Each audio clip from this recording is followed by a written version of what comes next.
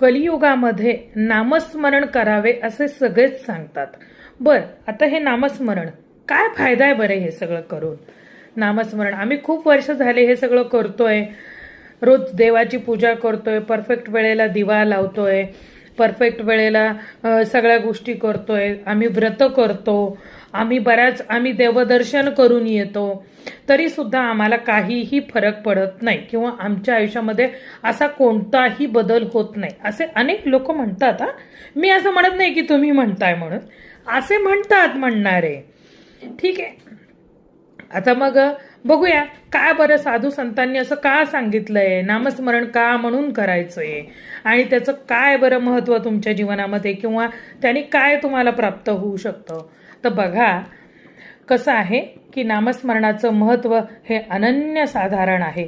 कलियुगामध्ये फक्त तुम्हाला वाचवू शकतं ते फक्त नाव आहे. तुम्ही मोठे मोठे यज्ञ करा, काही उपयोग नाही, कारण की सत्ययुगामध्ये त्या गोष्टीला महत्त्व होतं किंवा आहे म्हणू नाही शकत आपण की त्याला महत्त्व नाही, पण तेवढं त्या प्रमाणात ते करावं लागेल, तेवढी शक्ती लावावी लागेल. सत्ययुगामध्ये पापच नव्हतं, आता कलियुगामध्ये पाप नाही असं तुम्ही म्हणू शकाल का? तर नाही. तर नामस्मरणामध्ये सगळ्या गोष्टी तुम्हाला काय काय फायदेशीर ठरतात, चला तर मग बघूया. 1.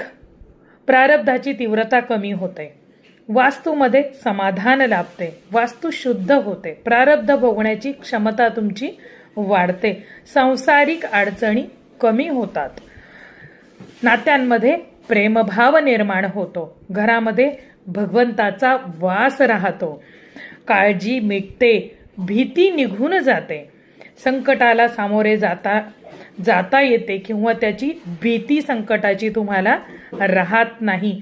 तुमच्या स्वभावामध्ये आमूलाग्र बदल होतो, आपल्या गरजा कमी होत जातात, आपल्या सत्वगुणांमध्ये आपल्यामध्ये सत्वगुण आपोआप तयार होतात किंवा फार फास्ट जलद गतीने ते वाढतात, त्यांच्यामध्ये वृद्धी होते.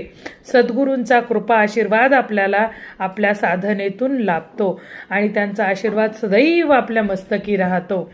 अखंड नामस्मरण आणि अखंड त्या परमेश्वराशी असलेलं तुमचं अनुसंधान ही तुम्हाला भगवंताची भेट सुद्धा घडवून देते. एवढे फायदे आहेत बरं. त्यामुळे सांगितले आहे कलियुगामध्ये नामस्मरणाला अनन्यसाधारण असे महत्त्व आहे. जय भवानी, जय जगदंब. व्हिडिओ कुठून बघत आहात कमेंट बॉक्समध्ये जरूर लिहा. जय भवानी.